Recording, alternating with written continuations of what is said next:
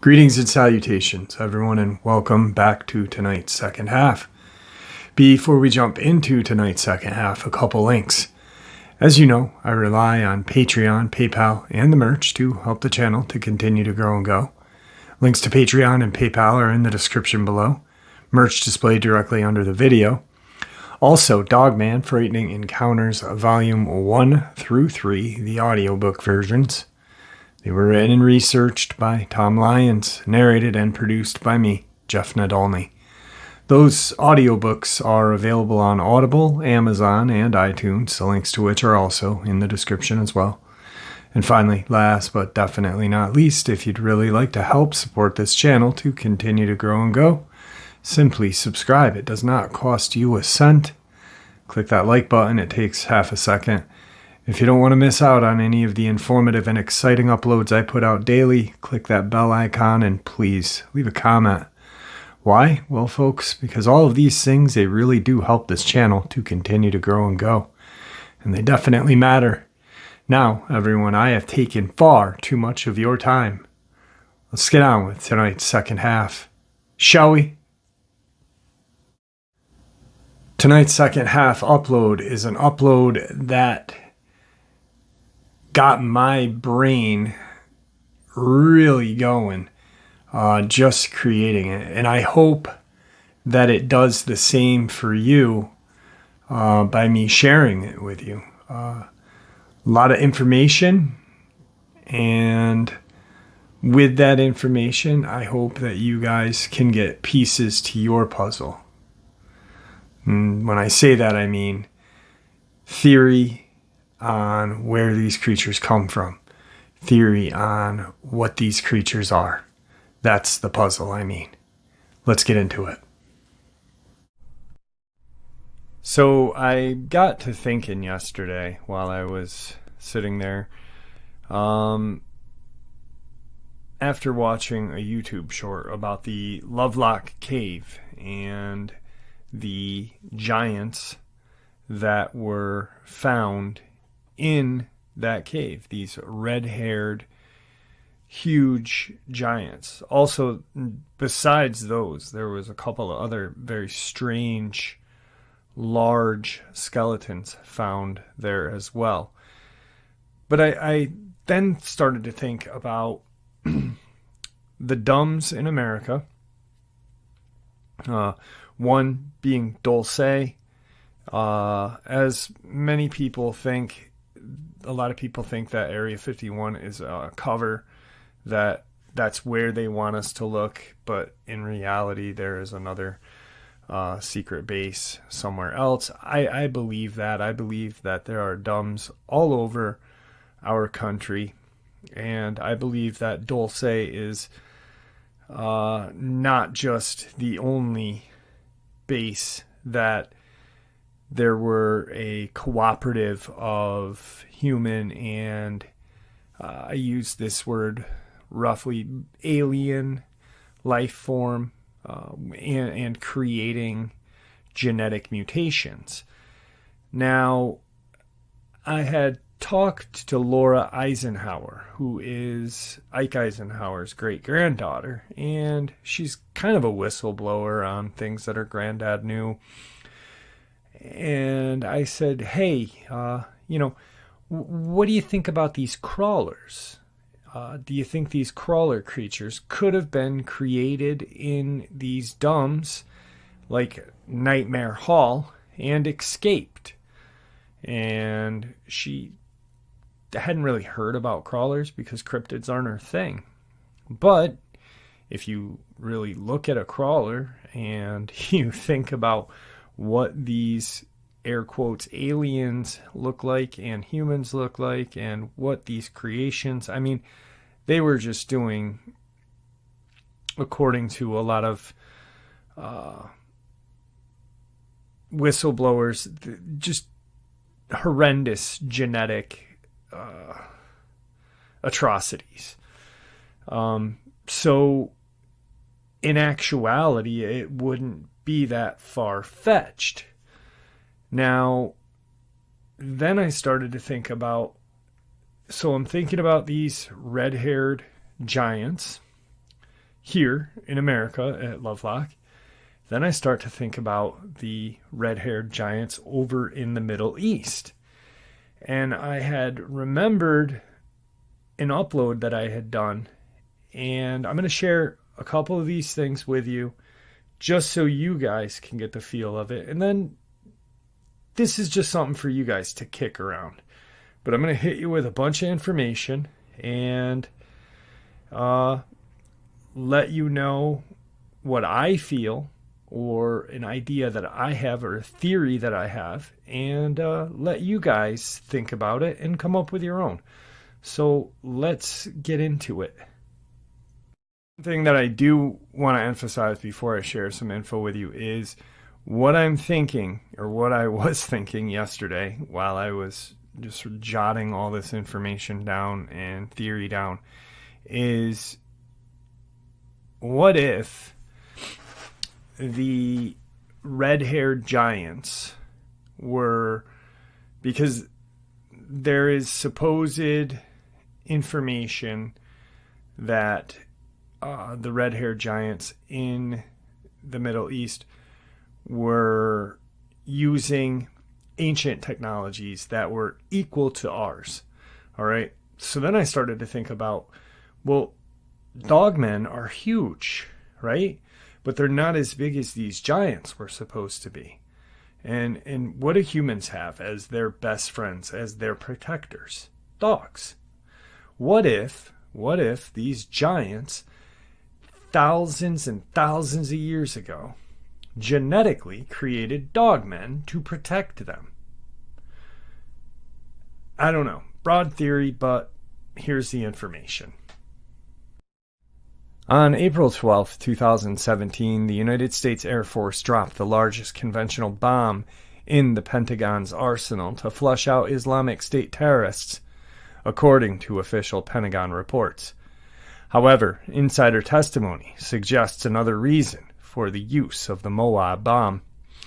The undisclosed goal was to flush out, capture, or destroy giants hiding in Afghanistan's ancient cavern system who possessed technological secrets going back to the origins of human civilization. The massive ordnance air blast bomb, Moab, aka Mother of All Bombs, contains 21,600 pounds of explosive and has a mile-long blast radius. The intercepted report that the Moab was not used by the Bush administration back in 2003 due to fears of collateral damage. President Trump appears to be living up to his pledge to bomb out ISIS. But is he? Are ISIS terrorists the real target, or just a cover for the undisclosed enemy? A threat Trump may not have been briefed about, but one locked in the crosshairs of the deep state that is really behind the Pentagon's attack. A number of whistleblowers have come forward with stories of giants hiding in Afghanistan and other locations, where these giants are currently awakening from stasis chambers. They have been asleep for thousands of years. Secret Space Program whistleblower Corey Goad was among the first to publicly disclose the existence of stasis chambers that have been holding perfectly preserved giants for millennia. In August 4th of 2015 interview, Goad disclosed how he accessed information on smart glass pads during his covert service about these sleeping giants and the technology of the stasis chambers that were preserving them. Goad said, when I was in the program, the Secret Space Program, when I would have time to sit and look at the smart glass pad, there was lots of information that I looked at. And one of them was that there were beings that were found underneath the surface of the earth, usually underneath mountains, burial mountains, Indian burial mounds that were not dead, but were not quite alive. They were called stasis beings, and it turned out that they had been using technology that had been there long prior from this group they called the Ancient Builder Race.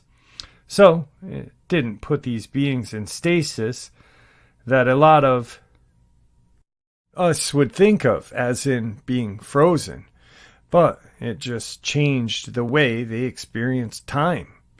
They would probably go to sleep for maybe 20 minutes and 30,000 years or so would pass by.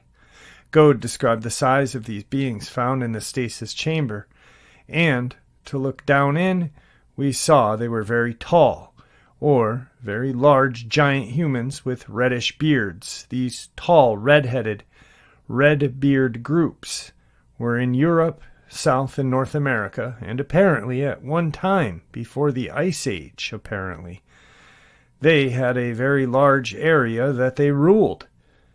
According to Stephen Quayle, who has written several books about giants, elite United States military forces have been stationed around the world, including Afghanistan, to locate the giants. He cites elite military personnel who have spoken to him about battles with these giants. During one of Quayle's interviews, one of his military informants called in and told the audience about an incident in Afghanistan involving a deadly encounter between a 12-foot giant and the United States Special Forces. The informant claimed that the giant had killed 9 members of the elite team sent to capture it, and it took a second team to arrive and finally kill that giant. There are similar stories from another Special Force operative stationed at MacDill Air Force Base who had served in Afghanistan and is knowledgeable about the secret war to capture and kill giants. Quayle uses biblical sources to support his analysis of these giants and what they meant for humanity in the current era. Basically, he views them as the biblical Nephilim, who are offspring of the fallen angels who interbred with humanity, as mentioned in the book of Genesis. The Nephilim were on the earth in those days and also afterward, when the sons of God came into the daughters of man, and they bore children to them. These were the mighty men who were of old, the men of the renown. There are multiple biblical passages that refer to the giants or Nephilims and the wars waged against them by the ancient Israelites. So they brought to people of Israel a bad report of the land that they had spied out, saying, "The land through which we have gone to spy it out is the land that devours its inhabitants. All the people that we saw in it are of great height, and there we saw the Nephilim, the sons of Anak, who come from the Nephilim, and we seemed to ourselves like grasshoppers, and so we seemed to them." Numbers 13:31 through 33. The Nephilim/giants, according to Quayle, were predicted to reemerge during the end of times, and to be restored to power by the corrupt global elite who maintain bloodline connections to the fallen angels. Some say the fallen angels described in the Bible were actually extraterrestrial refugees who established a colony in Antarctica approximately 60,000 years ago. The extraterrestrials, originally from Mars, established their Antarctic colony right over the ancient builder race technology that was millions of years old, according to Corey Goad. The fallen angels/extraterrestrial refugees, pre-Adamites, according to Goad, established colonies all over the world, including the Middle East. They used genetic engineering to create hybrid offspring. The Nephilim/giants, who were placed in positions of authority to rule as proxies for the alien refugees in Antarctica. The ultimate source of power of the Nephilim/giants was the advanced extraterrestrial technologies possessed by their progenitors, the fallen angels/Martians/pre-Adamites. In a strange irony, perhaps intentional, the Bible refers to a tribe descended from Moab, son of Lot, who battled giants, called the Emim. The book of Deuteronomy says the Emim lived there formerly, a people of great numerous, and tall as the Anakim. Like the Anakim, they are also regarded as Rephaim, but the Moabites called them Emim.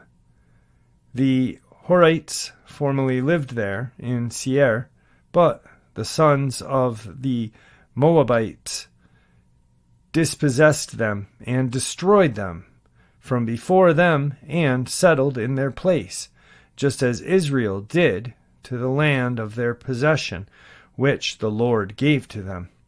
In this passage, the descendants of Moab destroyed the giants in the land of the Moabites, wanted to settle. Now, the Pentagon just used a bomb called the Moab, accordingly, to destroy the giants hiding in Afghanistan's cavern systems. If Quayle and other sources are correct, this does not appear to be a mere coincidence. In addition, the name Isis refers to the ancient Egyptian goddess widely worshipped throughout the ancient Middle East as a benevolent entity. It would not be a stretch to view her as among the fallen angels / extraterrestrial refugees or Nephilim / giants that influenced human affairs through advanced technologies that made them appear godlike to humanity at the time. The motivations of the giants are far more complex than what the biblical accounts suggest. Some of the giants, according to multiple sources, were benevolent, and not all bloodthirsty tyrants with the intent on destroying humanity. Isis may have been a benevolent giant or extraterrestrial refugee who had access to advanced technologies and wished to help humanity evolve in a positive direction. This suggests a hidden agenda behind the use of the acronym ISIS to describe Islamic fundamentalist groups behind global terrorists. Are we currently repeating history where humans are attacking giants to gain control over territory and ancient knowledge? This appears to be the case in Afghanistan with the use of Moab against alleged ISIS terrorists. Some believe that we are witnessing in the Middle East in terms of war against ISIS terrorists is a cover for a covert war against these giants, some of whom are followers of the ancient goddess Isis. In April 6, 2017, Pentagon strikes again. Syria might also be a part of this covert war being waged against the giants. On the border between Syria and Lebanon lies Mount Hermon, which is described as the main base of operations of the fallen angels, extraterrestrial refugees. And it comes to pass, when the sons of man had increased, that in those days there were born fair and beautiful daughters, and the angels, the sons of heaven, saw them and desired them. And they said to one another, according to the Bible, "Come, let us choose for ourselves wives from the children of men, and let us beget ourselves children." And they were, in all, 200, and they came down on Ardis, which is the summit of Mount Hermon. And they called that mountain Hermon because on it they swore and bound one another with curses. Mount Hermon is where the Nephilim had their center of power in the Middle East and where, presumably, much of their advanced technologies were hidden. Consequently, the renewed push for the United States to enter the Syrian civil war is not driven by humanitarian concerns at all, as claimed President Trump. Instead, the real goal is for United States military forces to enter Syria and locate ancient bases used by the fallen angels / giants and gain control over the extraterrestrial technologies that are hidden there. Clearly, the surge of the United States military activities in Afghanistan and Syria is a matter of great global concern due to the loss of innocent life. What adds to such concern is evidence that giants, some of whom may be benevolent, are being secretly targeted for capture or destruction. The information that giants have about ancient human civilizations, advanced technologies, and extraterrestrial life deserves to be publicly released as soon as possible, and not withheld to further the interest of the United States military, the global elites who seek to monopolize information possessed by the giants for their own hidden agendas. I just want to touch on a couple of little things that we have already heard, but just to kind of share them again because I think it's important to hear them. We all know, of course, the one of the battles, the Giant of Kandahar in 2002. According to accounts, the Giant of Kandahar, who is said to be responsible for an entire patrol going missing, stood a towering 13 feet tall and sported a shock of flaming red hair, 6 fingers on each hand, and 2 rows of teeth for gnashing, thrashing, and showcasing a smile that was undeniably dashing.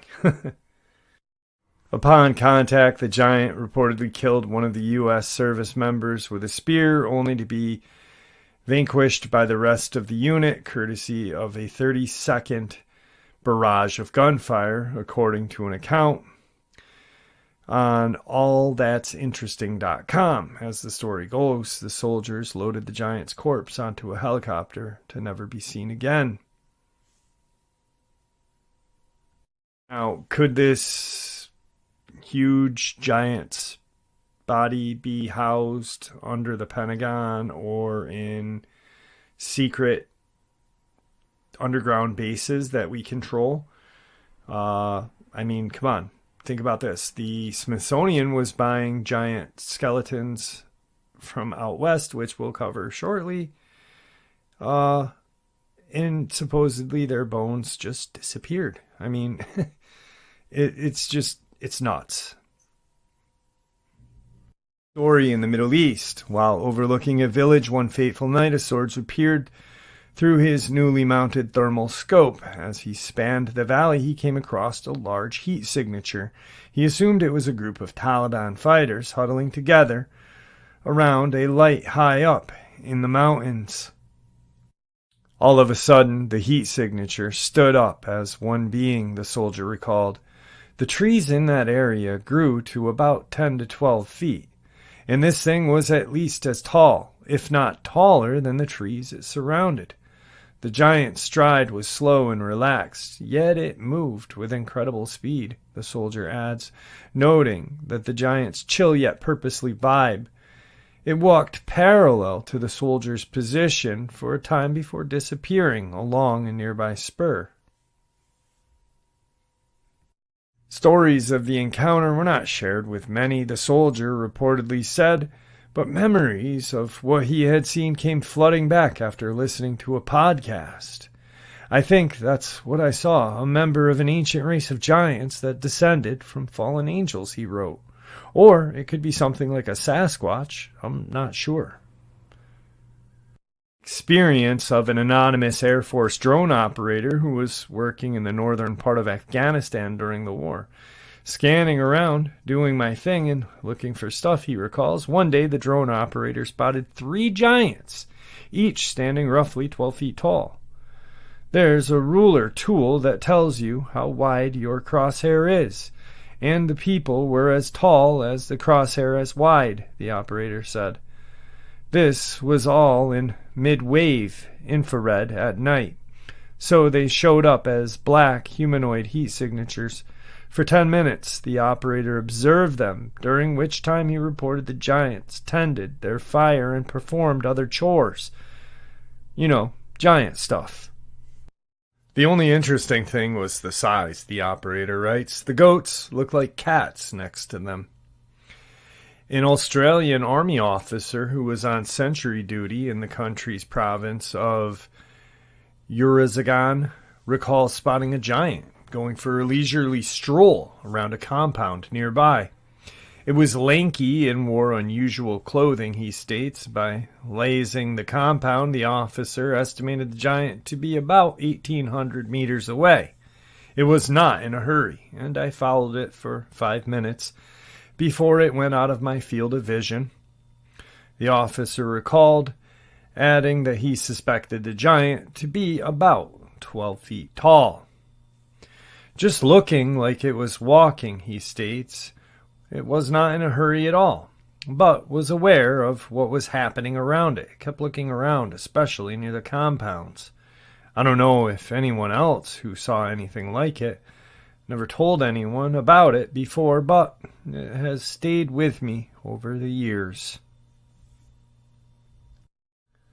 All right, so not looking at it in a biblical stance.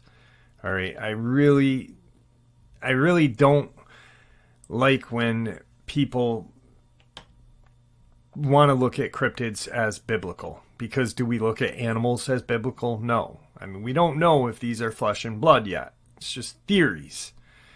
But let's just take the giants, for instance. All right. Are they hybrid creatures? Like what happened in Dulce. There was creations of these creatures, monsters, cryptids, whatever you want to call, in Nightmare Hall. Is this what happened in Afghanistan and in the Middle East? We don't know, of course, because there has not been whistleblowers like the ones in Dulce or Area 51, Lake Mead, whatever you want to say. All right, well, here's some more hybrid creatures like Dogman.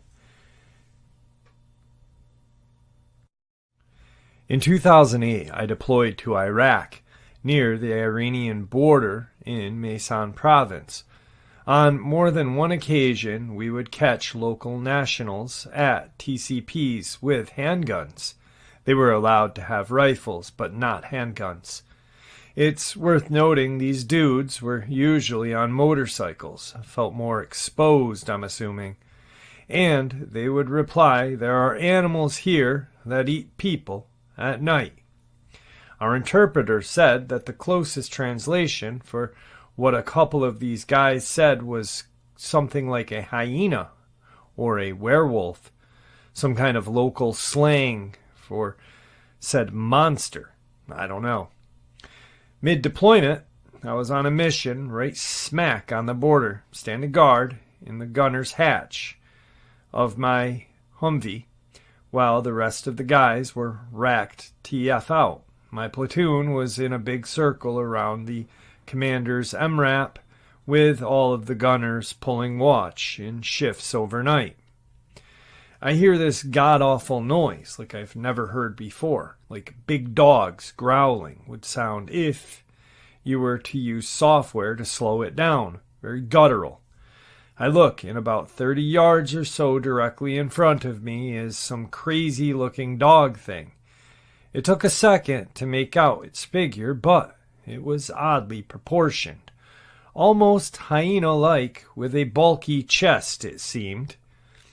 It had freakishly long ears. I could feel the thing staring at me. After about 5 minutes or so, it made its terrifying demon dog noise again, and just turned and walked away towards the area where the closest Iranian border fort or tower was.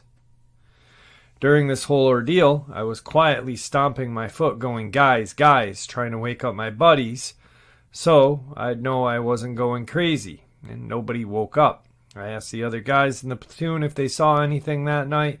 The following morning, they looked at me like I was retarded.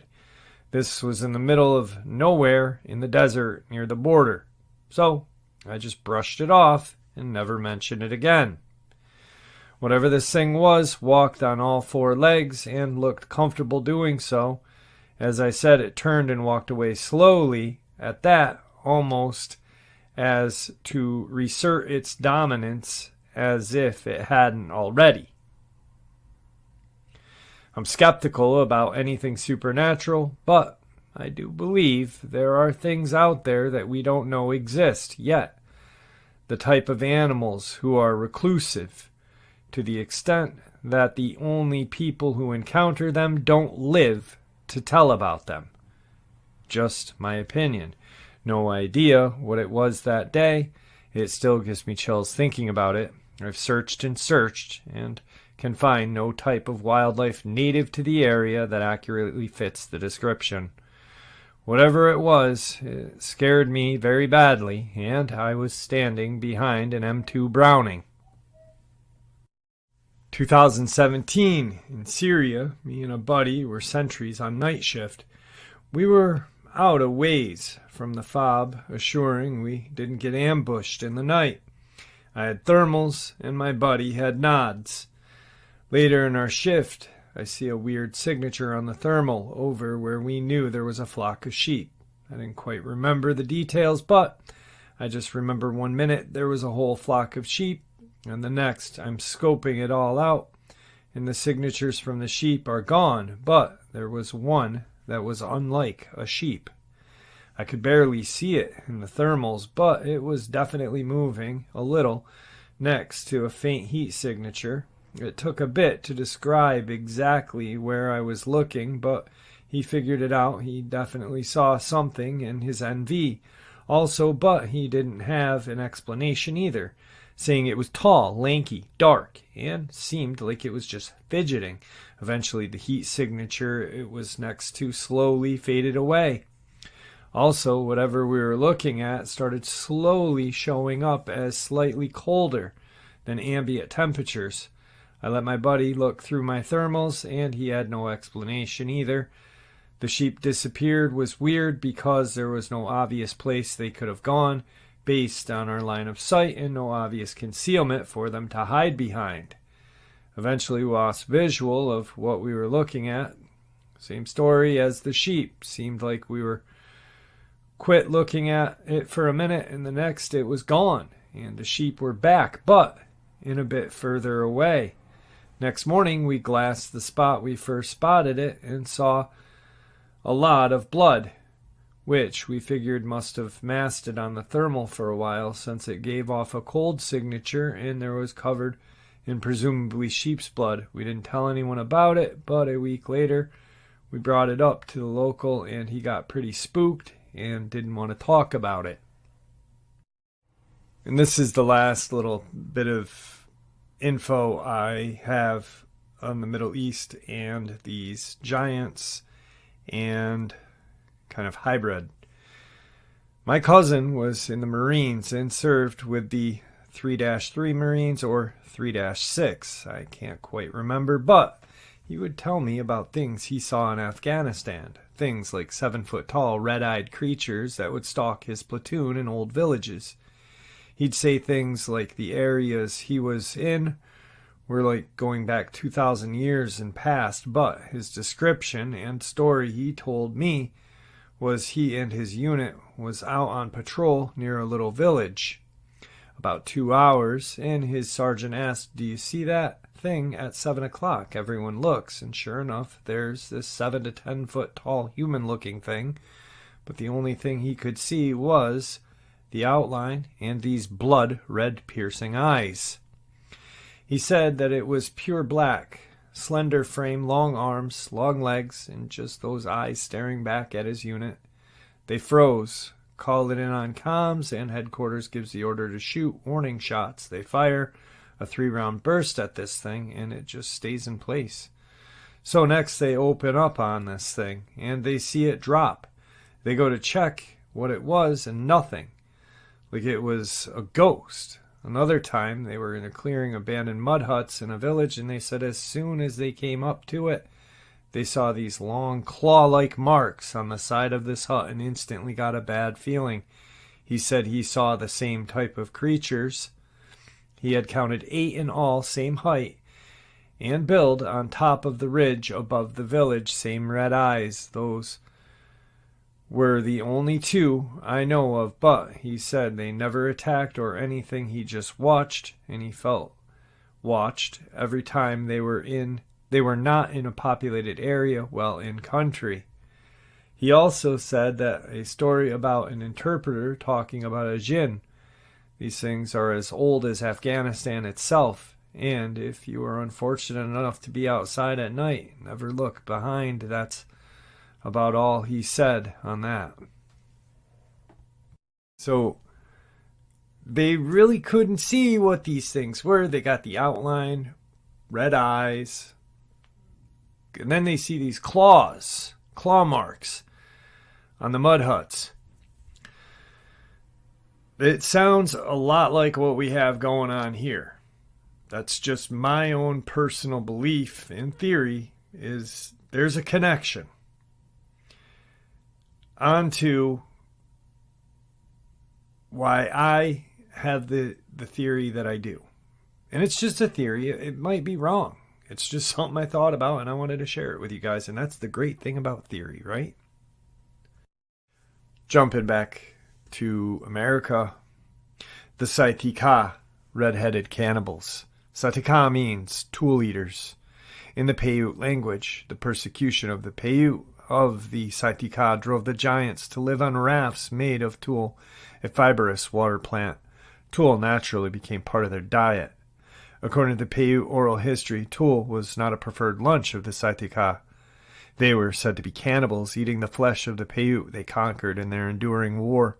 Neighboring tribes joined with the Paiute to finally annihilate the Saitika, driving them into what is now known as Lovelock Cave in western Nevada. Tribes piled brush at the cave's mouth and set it afire, killing the last of the Saitika. The giants were forgotten, continuing only in Paiute myth. Until 1911, miners extracting bat guano at Lovelock Cave unearthed giant jawbones and thousands of other Paiute artifacts.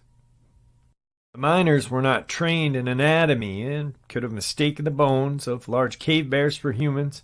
The lack of proper documentation calls the tourist displays of the bones into question. Giants sell knickknacks in otherwise forgettable region.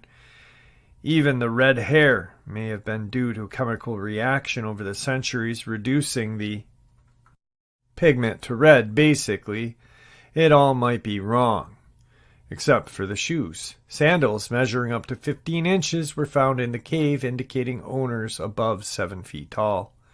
Most of the well-preserved skeletons and mummies were destroyed through the mining or through human ridiculousness.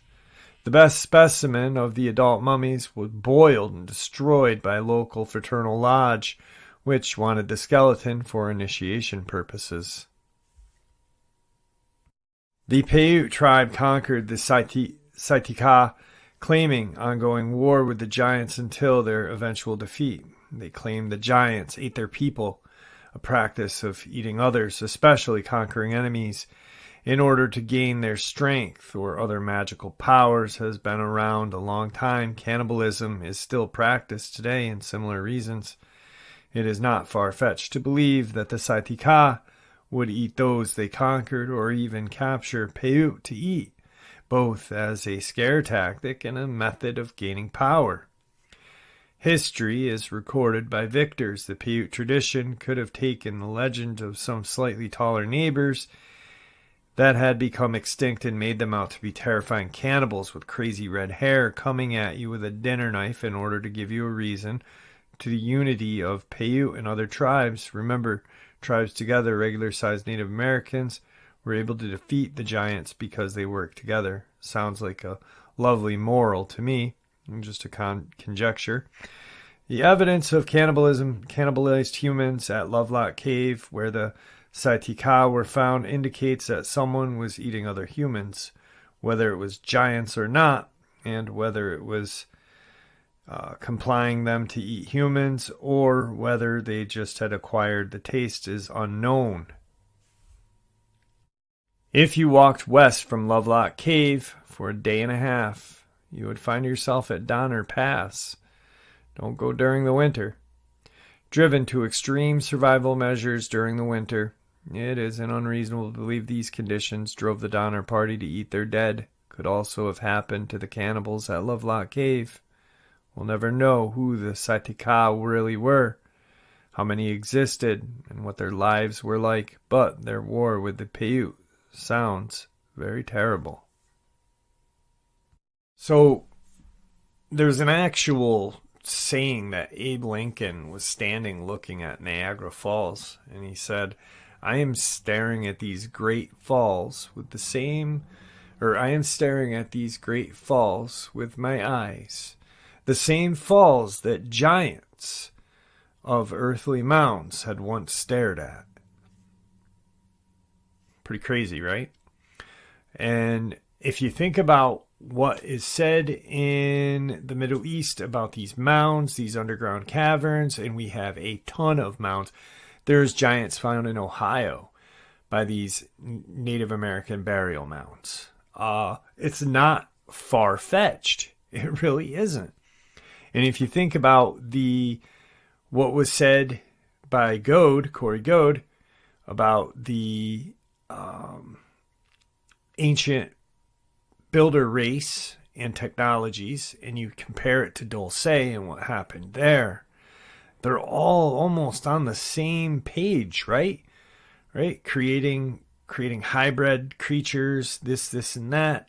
So who's to just say, I mean, really, it may be far-fetched, but who's to say that these ancient builder races didn't create the Dogman? I mean, if you really think, just think, please, about this. A bipedal creature with arms and the head of a dog. Dogs are vicious. Wild dogs. They didn't have pet puppy, look at my little puppy, yours, and he's so cute. Oh, love him. No, what they had back then were just they had North American hyenas. They had literally dire wolves. They had monsters back then. Monsters roamed this earth years and years and years ago. So what if these ancient builder races created these creatures to protect these Nephilim, these giants, these whatever? That would explain how we have bipedal creatures walking that look like dogmen today. More so than evolution or whatever, wherever they came from, we don't know. I mean, just think about it. Really think about it. And it doesn't seem that far-fetched, does it? It really doesn't. Giants, 10 to 12 to 14 feet tall. Dogmen, 7 to 9 feet. The giants still could pummel the dogmen down, but the dogmen could still protect the giants from other giants. You know what I mean? Just, and as I was sitting there yesterday, just bored out of my mind, I had nothing else to do, and I just started thinking, and I started looking and researching and going, whoa, wait, what? And then all of a sudden, bam, it came to me. And I was like, this could possibly be the thing that we're looking for. The cause and effect of why we have bipedal dog-like creatures roaming the earth.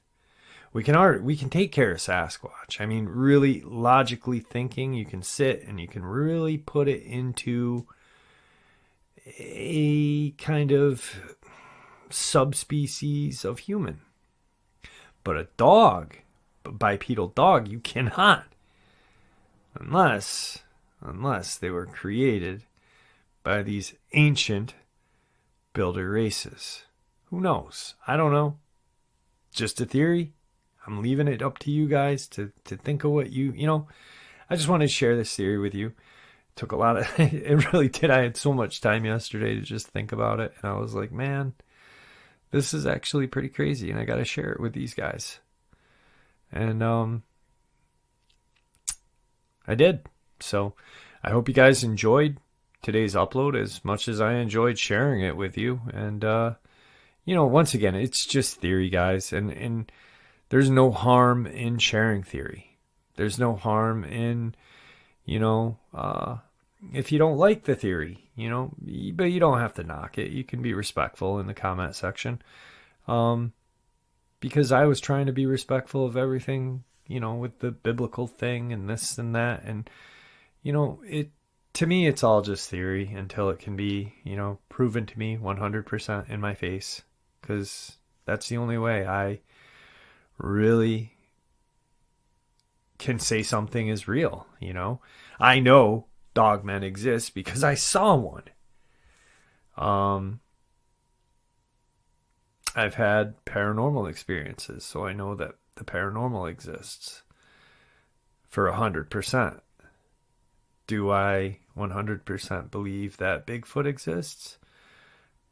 Possibly, but I haven't seen one yet. Do I doubt they exist? Absolutely not. But when I see one, then I'll know for 100%. All right, guys, I hope you all enjoyed tonight's second half as much as I enjoyed sharing it with you. And like I said, this is information I'm sharing so you guys can construct your own theory. Find those puzzle pieces that fit. And if you do come across puzzle pieces that don't fit, don't throw them away. Don't throw theories away that you don't that you don't agree with. Because you know what? In 6 months to a year, maybe even longer, those theories may just fit in the missing puzzle piece spot. You know, cryptozoology and the study of anything that is weird, whether it be 411, DUMBs, you know, paranormal, whatever, is all a science based on theory. And that's what makes it fun. That's what makes it exciting for me. That's what it does, you know? Because in 1994, when I had my encounter, afterward, I really just dove right in and have dedicated a huge majority of my life to these studies. So anyway, guys, with that, please stay safe, happy, healthy. Keep an eye on your pets, your loved ones, your children while you are out in the woods, because these things are out in those woods and they're watching us. They're really watching us. Why? Because they are real. Anyway, thank you so much for your support, and God bless all of you.